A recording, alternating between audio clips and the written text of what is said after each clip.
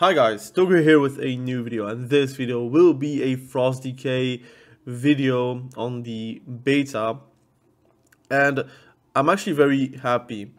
Yesterday we did talk about enhancement shaman, and that did make me angry and a bit more ranty, but today with Frost Decay they finally made something that made a bit of sense. I do feel like the spectre is still a bit convoluted, and there's a few things that should be maybe fused together, or maybe more baseline. That's another problem. But overall, I would say my satisfaction is around 80%, and 20% would be me nitpicking on a lot of stuff.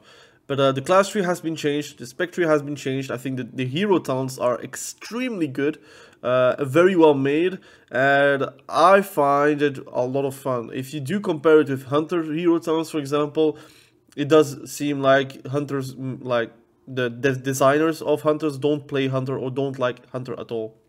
But the hero talents for DK do feel like they are put with a lot of love, and there's a lot of variety. You can change a lot of points. Like those choice nodes are all legit good choice nodes, so you have a lot of utility that you can do for Rider of the Apocalypse, but also Deathbringer. But I'm going to talk about both, and I'm also going to give you my favorite one, which would be not the popular one, I would say, but still. But let's talk about the class tree really quickly. I'm a bit sick, so excuse me for my running nose.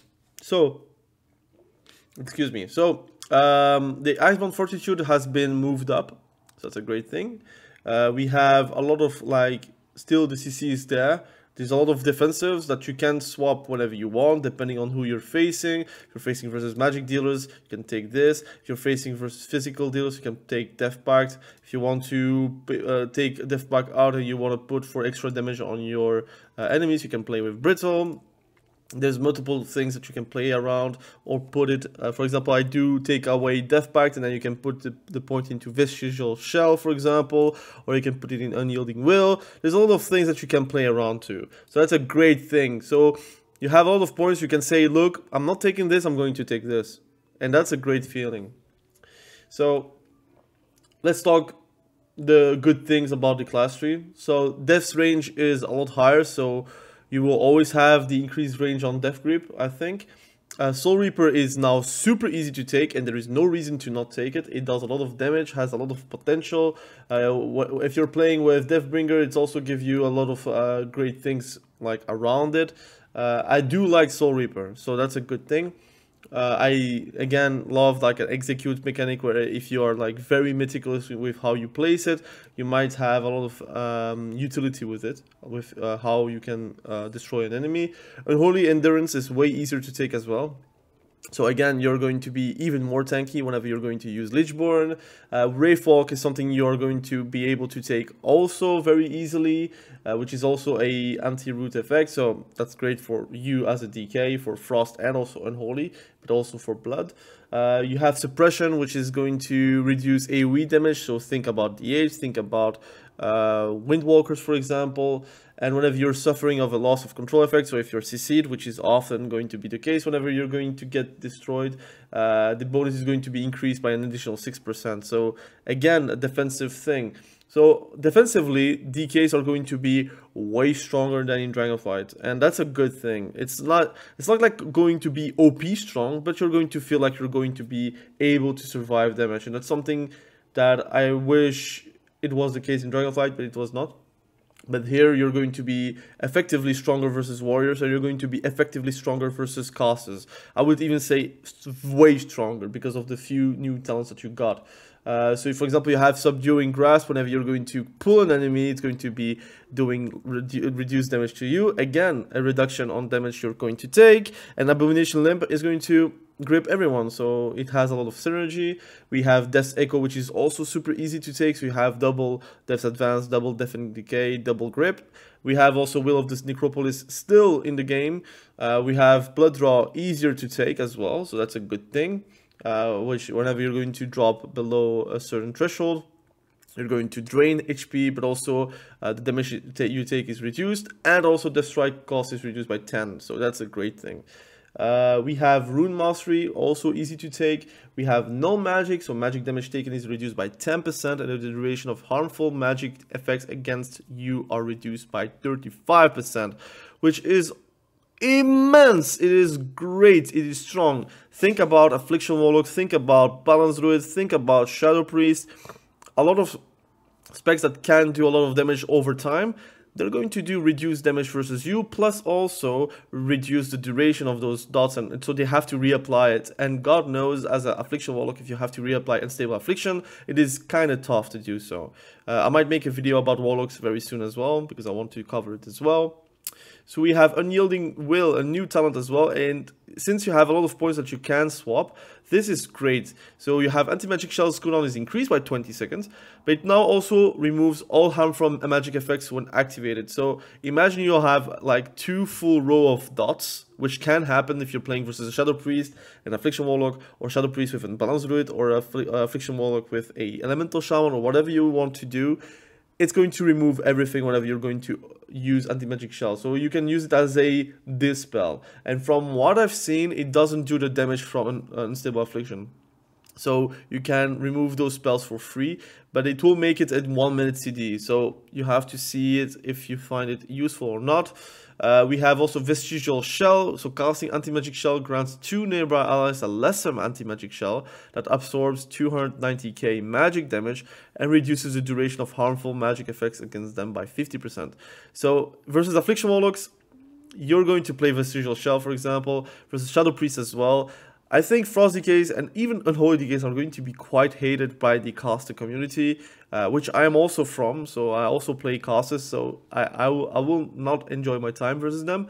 But it's, I think, fine, because there is a lot of things that are compensating because of that. So I think this talent is quite awesome, to be fair. So you most likely are going to sacrifice a point to get it if you're facing someone that has like a lot of multi-dot properties, but this is going to be a great talent to play around with. And again, if they don't have AoE versus you, there is no AoE, you can put this talent away, you can put in Leech, or you can maybe, if I don't know, you can maybe remove Blood Draw and put it in Runic Protection, which is also quite nice, so your chances to be critical struck is reduced by 3% and your armor is increased. So it's also good versus first physical damage dealers if you're facing warriors, for example. That's a good take. So there's all things that you can take and remove, which is awesome. Grip of the Dead is also quite nice. Still, you can also talent it into it. So if you don't need the anti-root, you can take this, and you can then have a lot of like Death and Decay goes, which is awesome. So you could have Death Range, Death Reach with also Grip of the Dead, which was not possible on the previous expansion. So that's a fantastic thing to do. You could also say, look, I don't need a root. And I want to be able to root my I don't need a slow, but I need a root on my Chain of Ice. You can take this, but it will make it a CD. Personally, I will never take this because I do want to spam Chain of Ice. But some people maybe not want that. Same for Gloomward. Again, you can also choose if you want to use it or not. So there's a lot of talents that you can actually take away. And for example, those two you can take away. You can put in one in Gloomward and you can put one in Vestigial Shell, and you have a lot of utility with your AMS. So you can play around and have effectively and create time when playing Unholy Decay or Frost Decay for that matter. The Spectre. It is quite awesome. I still think it is like a bit bloated because a lot of those things could be like merged together. I feel like Frostwyrm Fury should maybe be merged with Absolute Zero, or maybe not. I think Frostwyrm Fury is a bit useless without Absolute Zero, so you always take it. I also wanted Enduring Strength a bit more easy for access because it is a good talent, but it's quite tough to take it, and since you don't really have any utility of Obliteration, it's not that great. So obviously Pillar of Frost is still going to be very important to you, activate Obliteration, but imagine if Obliteration also got activated by Enduring Strength, then your ghost would be immense, and I think that could be a good thing in the future if they would change that. But yeah, I think they would need to nerf a lot of stuff before it. There is a new talent which is cryogenic chamber. I think it existed in Legion, if I'm not mistaken. I might be mistaken, but each time Frost Fever deals damage, 50% of the damage it dealt is gathered into the next cast of Remorseless Winter, up to 20 times. So it does some good damage. So every time you're going to activate Remorseless Winter, it is going to be around 400k damage, just whenever you're activating it. So you can imagine if you're popping Pillar of Frost into your Remorseless Winter, with also being a lot of damage because of all the talents that you have with Remorseless Winter, plus also the stun afterwards, you can really do some the bigger goes possible. You have also a way where you can play dual build. So for example, here I'm like kind of playing a dual build talent tree, where I do augment my auto attack damage by 6%. You could also go two-hander with that, but I feel like you have more value with your dual wield like equipment. This amount is increased before each stack of icy talents you have it, and it can stack up to 2 additional times. So basically you can have a lot of auto attack damage, which is always going to be nice. You have Icy Death Torrent, so for example your auto attack critical strikes have a chance to send out a sleet of ice, dealing frost damage to enemies in front of you. I think that was in Legion as well. And then you have the Long Winter. While Pillar of Frost is active, your auto attack critical strikes increases its duration by 1 second up to a maximum of 5 seconds. So again, there is a world where maybe crit is not as useless as it was. But I still think like crit in general is not going to be your priority. I think Mothra is still going to be your priority, but there is a world where crit is a bit more interesting than it was in Dragonflight.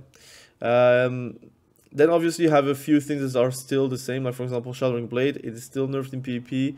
It's not that bad, but it's still in a nerf state, and you do consume the stacks of Razor Eyes. I wish it didn't consume it, like for example, with Shattered Frost, it also consumes still, but it does like AoE damage, which I understand. It's not that bad, but I wish it was like a talent that would remove the consumption of Razor Eye stacks. But I think it would be too OP, then your Frost Strike would always be 50% more damage in PvP, which I think it would be a bit too busted. We have also like this talent that is now also new. I think it was a talent as well, or a Legion artifact power if I'm not mistaken. But consuming Killing Machine fires a glacial advance through your target, so it does increase damage pretty much whenever you're going to use a obliterate, so it's going to be quite nice as well. You have Hyper Pyrexia, which I've tested it and it does not do too much damage, so I would not play that because it is a chance to additional deal damage, which is a low chance unfortunately, so it's not that good value. But I guess with Breath of Sindagrosa it might be a good thing, but this is still unplayable in PvP unfortunately. Chill streak is still going to be a big thing. I wish they actually bounced on you like on the tier set that we had in season 3, but they are not going to do that. I wish it could bounce on yourself, but for now it's not the case. And the rest has not been changed pretty much. But you have choices now to make. You can say, look, I don't care about Glacial Advance because it might maybe break CC, and you want to maybe don't care about crits because you're not going to have a lot of crit anyways, so you're taking this away, and then you have like 2 points to spend, so you could maybe spend those 2 points on Icebreaker, or you can spend those 2 points on, let's say, Piercing Chill with Shattering Blade, or for easier chill streak with like longer range, so you have Enduring Chill as well. So you can choose. There's a lot of things that you can play around with and have a lot of success with. That is a good thing. I think having choice and having multiple builds is a great thing. So if you say, look, I don't care about auto attack damage, I have 3 extra points to spend, I'm going to spend those 2 points in Icebreaker and another point into Piercing Chill or Enduring Chill, or you could put that point in Shattering Blade, but you know that is going to take a while because your 5 stacks, again, you're playing with the Rune of the Fallen Crusader as a 2-hander, and also you only can apply with Avalanche, and then you're going to remove the application because of a Frost Strike, which is maybe not the best thing to do if you want to do a go, for example. So yeah, there's a lot of choices. I like these talents that I'm currently playing anyways. I tested it as well. And I want to talk about maybe the PvP talents really quickly. I think nothing changed, unfortunately. But what I would like is to have more options. That would be a good thing if we had more choices and more personalized PvP talents. Because a lot of those PvP talents are actually like a bit more blood focused or a bit more unholy DK focused. Because of like the theme of the PvP talent, it would be a bit nice if it was a bit more precise. So that's a good thing as well. But hero talents. So we have Rider of the Apocalypse and we have Deathbringer, which I like both. Shocker. I want to talk about really quickly the Rider of the Apocalypse, and then I'm going to talk about Deathbringer. Rider of the Apocalypse has a lot of utility, a lot of damage, a lot of defensives as well. Has a lot of like juice with your goes, and it has a chance to call. So it's an RNG aspect. So you could always have those horsemen. If you're lucky, you can even proc like 3 at once or even 4 at once. But you can also reliably proc it with Apocalypse now, which is Army of the Dead or Frostwind Fury. Call upon all 4 horsemen to aid you for 20 seconds, which is also quite huge. But let's talk about the mount while in combat, which is very cool. Like right now, I have the mount, so I'm in combat. You see, I'm fast. Like I'm always fast. I'm damaging without any problem. The issue is that you can be slowed. So you can be slowed by 50%. It's not that effective. It's also not bad, but I think in arenas as well, I don't know if you can actually play like this, and I don't know if in BGs as well. I need to test it. I still haven't tested in like arenas or in BGs because it doesn't pop, and whenever it has to pop, I'm not really concentrated as well. But Death Charge is maybe the one that you want to play. It's literally a mount a la Retribution Paladin or Holy Paladin or Protection Paladin, but you cannot be slowed, nor you cannot be forced movement effects or knockbacks. So that's a great thing. So it means that you are unpillable except for stun, and even then you have your Icebound Fortitude. So if you are playing with Death Charge, so I'm gonna apply that. It's a great thing. It's really cool because it augments you for 10 seconds, and Death Advance is a 45-second CD, so now it's Death Charge, and you are unable to get slowed, so your 100% movement speed is at all times, which is really cool. This is awesome. I really like it. So yeah, and you can control whenever you want. So even if you're slowed, boom, you spend it, you're not slowed anymore. It's really strong, trust me. So yeah, I like it. Let's talk about the other talents. We have White Mane's Famine. So one obliterates damage an enemy affected by undeath. It gains a stack and infects another nearby enemy. Undeath, if you will see on the details once I have done the testing on details, it does a lot of damage. Like it is a dodge that can proc to 400k crit. It's really a lot, because if you remember Frost Decay, the damage comes from Obliterate, comes from a Pillar of Frost Go, which often is going to lead with a lot of Obliterate damage, but now you have a lot of sources that also gives you damage, which is a great thing, and Undeath is one of those sources because of White Mane's Famine, which is a really good talent to begin with. You have also the damage of your diseases, like Frost Strike.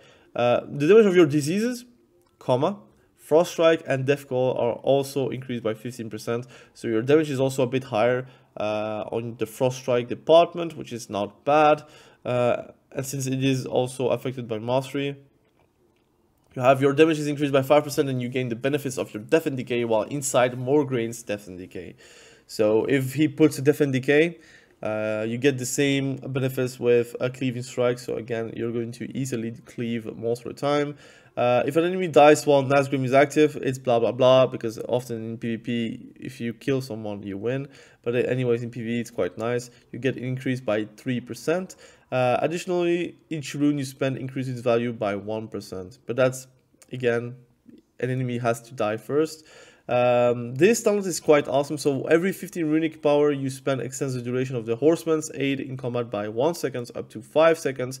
Or this one is my favorite. While you have 2 or more horsemen aiding, your runic power spending abilities deal 20% additional damage and have a 10% increase chance to refund a rune, which is also a great thing because your frost strike is going to hurt a lot. Your overall abilities that you're going to press are going to be affected because of that, because you are going to refund a rune. So if you're going to spam obliterates, with a bit of luck you do get a refund and you can just continue the assault whenever you're going to do a Pillar of Frost. We have Horseman's Aids. While at your aids, the horseman will occasionally cast at AMS on you and themselves at 80% effectiveness, and it's only every 45 seconds that it is possible, but it's still a chance. So it's an occasional cast, so it's only 45 seconds every cast that you're going to get. Or you can say, look, I want something passive. For every horseman active, you're going to redirect 5% of the damage that you're going to take. So if you have 4, it is going to redirect 20%. So it is going to make you more sturdy. I would say for casters, you're going to take a horseman aid. If you're facing a warrior or like a double physical comp, you're going to play with Pact of the Apocalypse every single time.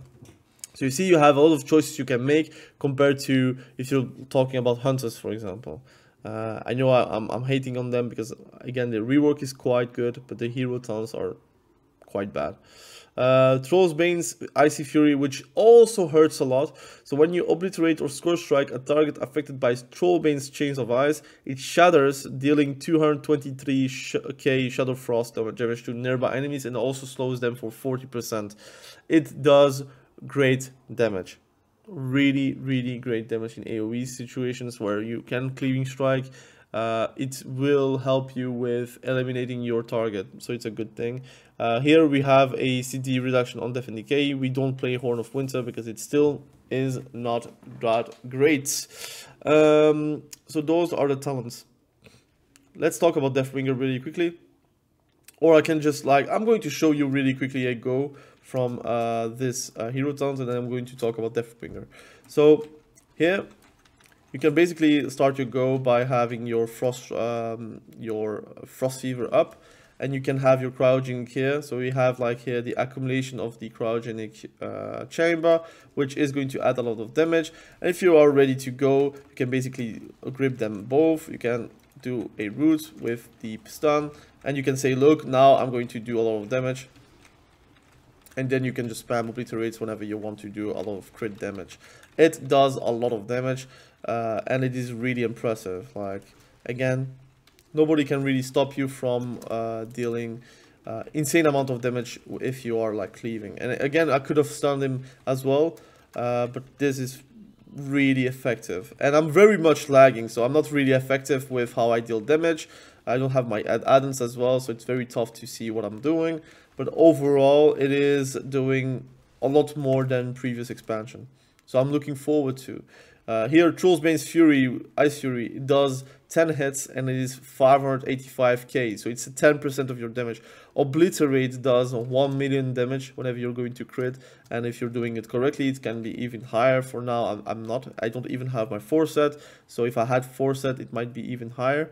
We have Frost Fever still doing a lot of damage, 236k a dot is really great. Frost Strike doing some okay, respectable damage. We have Abomination Limb, still a AoE to grip everyone. We have Cryogenic Chamber, like I said, it does a lot of damage.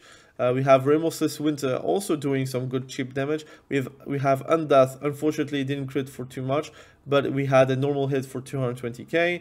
We have melee strikes that are somewhat okay. I mean, 173k is not too bad. We have Glacial Advance, which is linked to your Obliterate, so it is going to add even more damage to your kill potential. We have Chill Streak, unfortunately not a lot of value because we are not really AoEing them down in PvP like in PvP. We have Howling Blast, not doing too much damage. It is only something you're going to use for the avalanche proc, so you can put the Razor Eyes on your target. We have still from Frostworm Fury doing some good damage. I think in PvP it will be halved though, but it's still going to be effective. We have Icy Death Torrent. which is the auto attack damage that you get from Icy Death Torrent, which is like the critical strikes. That has a chance to give you more damage, which is also quite nice. And overall, it is sitting really well with me. I do believe we have a great thing going on, and it might be a contender for me to be like very enjoyable. That's for sure.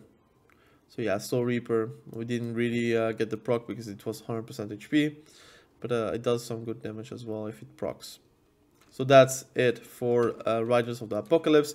Let's show you guys Deathbringer, which is my favorite hero talent for Frost Decay. And yes, it is my favorite. I don't care about the mount. I do care about the gameplay. And this is awesome. Reaper's Mark. Let's talk about it.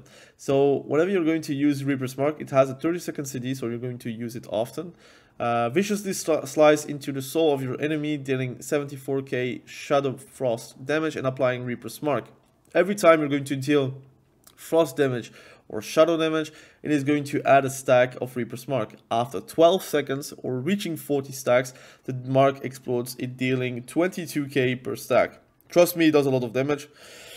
Reaper's Mark travels to an unmarked enemy nearby if the target dies, or explodes below 35% when there are no enemies to travel to.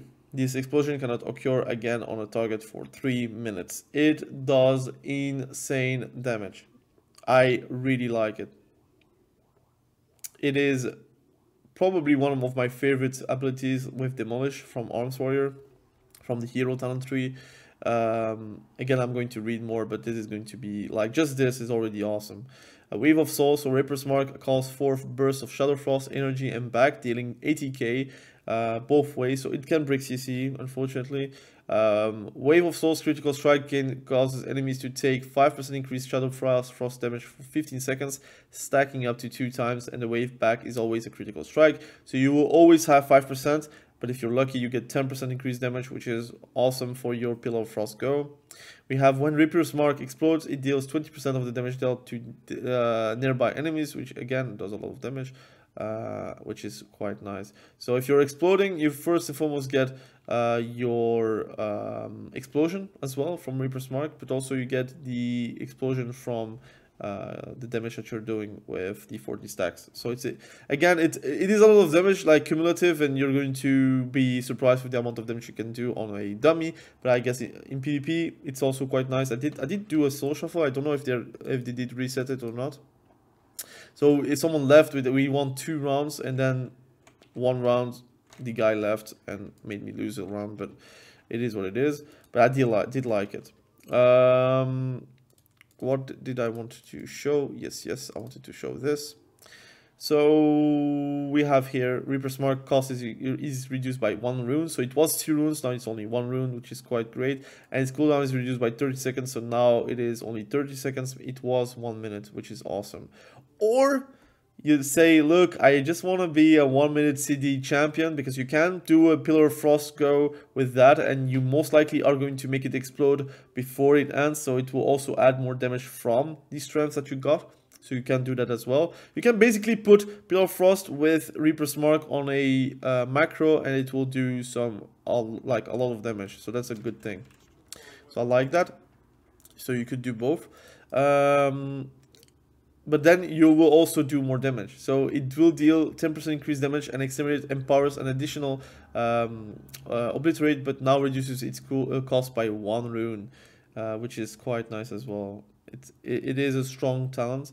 You have a choice. So like I said, the hero talents for Frost Decay are like so good that you finally have some real choices for both PvE and PvP. Additionally, Exterminate now has a 30% chance to apply Reaper's Mark. So it is really good. It is really fun, and I like these talents. Now we have also here, your Frost Fever has a chance to deal 30% increased damage as Shadow Frost. So again, more dot damage. I really like that. Reaper's Mark Explosion deals up to 30% increased damage based on your target's missing health, and applies Soul Reapers to targets below 35% HP. So if the target has low HP, it will do immense amount of damage. You should know that as well. We have Wither Away. Frost Fever deals its damage in half the duration, and the second Sith of Exterminate applies Frost Fever But you could also choose Dark Talent, so consuming Killing Machine or Rhyme has 25% chance to increase the maximum stacks of an active Icy Talents by 1 up to 2 times. While Icy Talents is active, your runic power spending abilities also counts as Shadow Frost damage. And Shadow Frost damage is really strong as well with these talents. Here, Shadow Frost damage applies 2 stacks to Reaper's Mark, so you will stack way faster if you go for Dark Talents, for example. And 4 stacks when it is a critical strike. Additionally, Rhyme Empowered Howling Blast deals Shadow Frost damage. So again, you're going to be able to apply those marks way quicker, and it will be just way better in general. Death's Bargain. When you suffer a damaging effect equal to 25% of your maximum HP, you instantly cast Death Pact at 50% effectiveness. May only occur every 2 minutes. So you can see it as a blood drawn effect, which is also good. When a Reaper marks explodes, the death cooldown of this effect and Death Pact are reduced by 5 seconds, which is it does explode often, but not that often. So you're going to have like around 20-second CD reduced over like 2 minutes time. Rune Carved Plates. Each rune spent reduces the magic damage you take by 2%, and each rune generated reduces the physical damage you take by 2% for 5 seconds up to 5 times. This is probably the talent that everyone is going to play in arenas and also in PGs. It is 10% reduced damage like overall for physical damage dealers, but also for magic dealers. So you're going to be way more tanky, it's going to be way interesting, and those Dragonflight problems you had being like paper, this is not going to happen with these new hero talents and with the new rework as well. Death's Messenger reduces the cooldown of Lichborn and Raise Dead by 30 seconds, so now my Lichborn is a 1.5 minute CD, but you could easily say, look, I don't care about Lichborn, I could go for when an attack enemy deals direct damage to your anti-magic shell, their cast speed is reduced by 10%, so it's like a mini Curse of Tongues.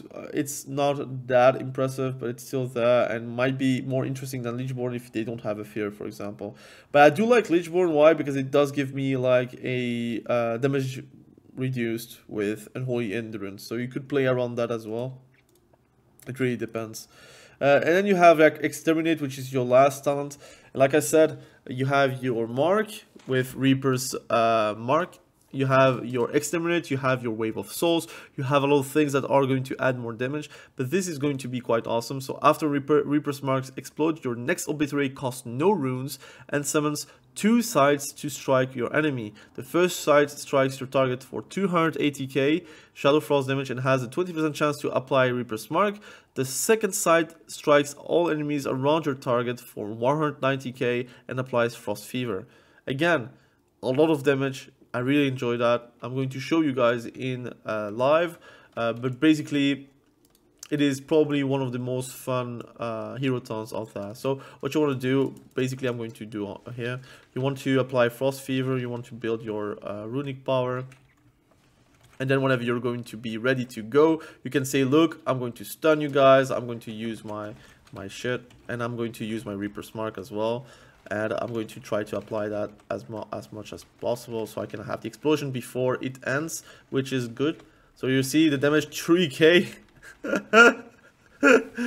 I mean, it's like visually it also is very strong. And again, I'm not optimal. Like I did not do Chill Streak. I did not do my Death's NDK. I did not do too much to deserve that amount of damage. But trust me, it is really fun. So I'm going to show you the damage I did. So Obliterate did 750k. It is a bit logical that I did less because I did like ruin my go.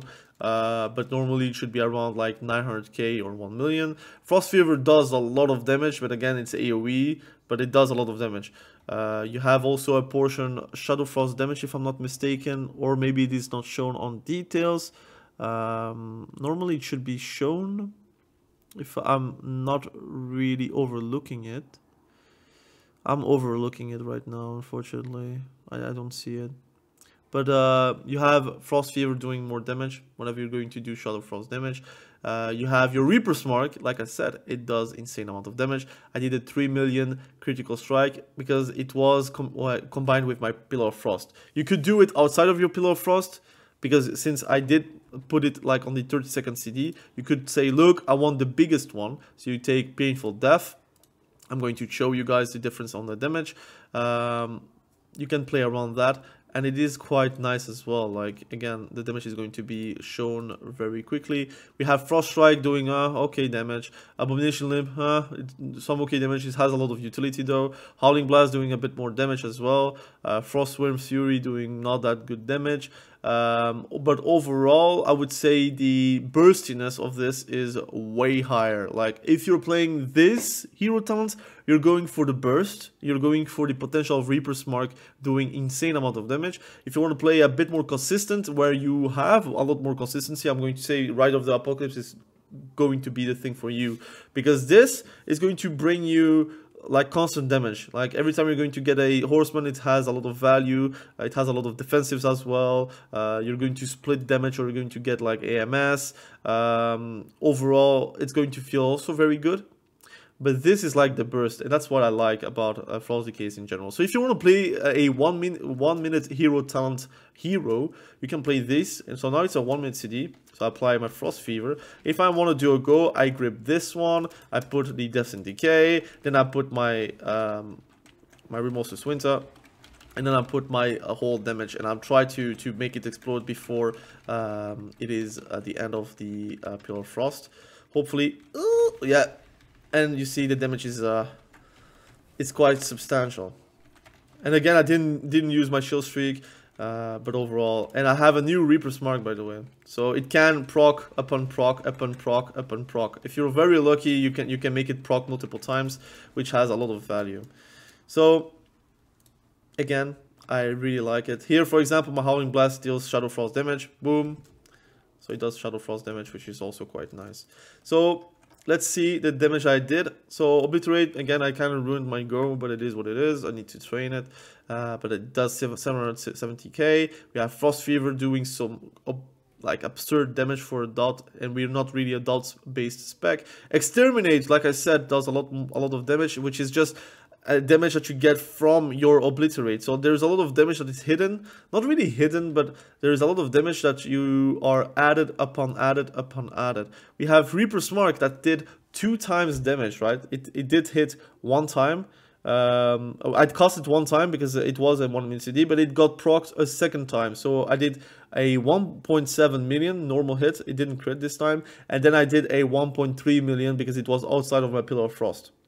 So you see, it is very consistent, and you could be very lucky, by the way. You could proc multiple times your Reaper's Mark, because it has a 30% chance to apply Reaper's Mark. So imagine you're done with your Reaper's Mark, you got Explosion, then you get like these sights on your Obliterate. The first one has a chance to apply a Reaper's Mark. So once it's applied, you can just make it roll over again, and you can do another Exterminate. If it does apply another Reaper's Mark, you can do it again and again and again until you have your another Reaper's Mark from your ability that you can press, and boom, you can go again with a Pillar of Frost. So I think it's a very fun way to play Deathbringer.